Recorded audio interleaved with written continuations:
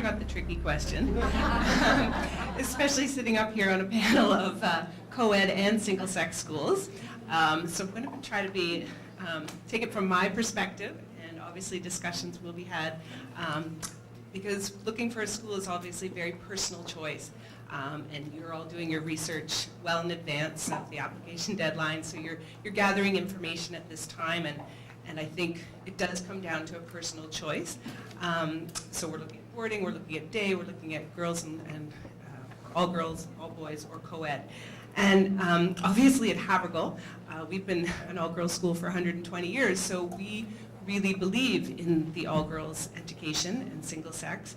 And there's a lot of research out there that tells us that boys' and girls' brains develop differently and at different rates in different areas. And so when you go to an all-girls or an all-boys school, you can be sure that those schools are, the faculty and staff have had a lot of professional development and training and education around servicing only that sex.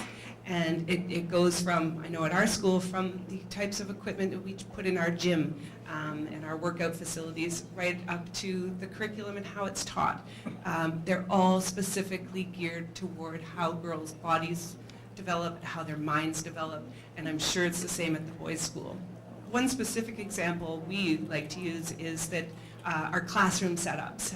Many of our classrooms right from JK through to grade 12 are designed for girls and how girls learn through conversation and collaboration, eye contact, teacher involvement, and so we have a lot of tables set up for that.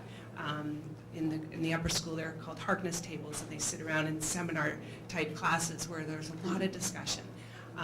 In boys' classes, and I only know this from some of my experiences in boys' schools, boys like to move around a little bit more. They focus better on one task at a time, and so the teacher tends to move around. Some schools are offering desks and tables that the boys don't have. Yeah, I can't see. Oh yeah, some are having trouble now. So a lot of boys' schools offer desks and tables that the boys don't even have to sit down. So they're moving all the time. Teachers move around so that they can, the boys can move as well. So those are the types of things, and there's so many more specific examples that we can give you on how our programs are really, really specific to how boys and girls learn differently.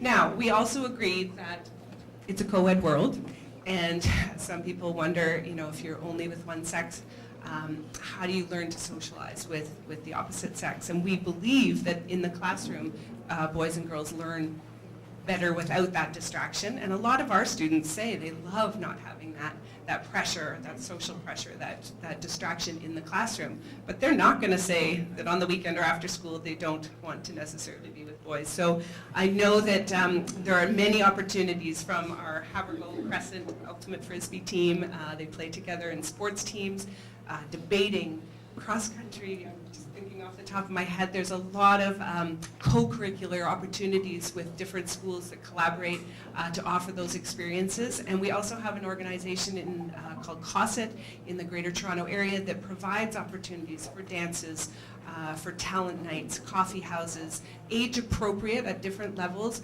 experiences where boys and girls can get together and share their experiences in learning outside the classroom.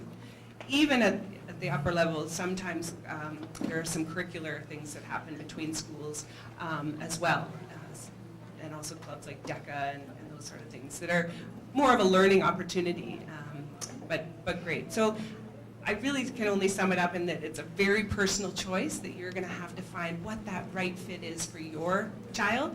It's not the perfect fit for everybody, but it's worth researching and comparing and talking to your child about what would be the best learning environment for them.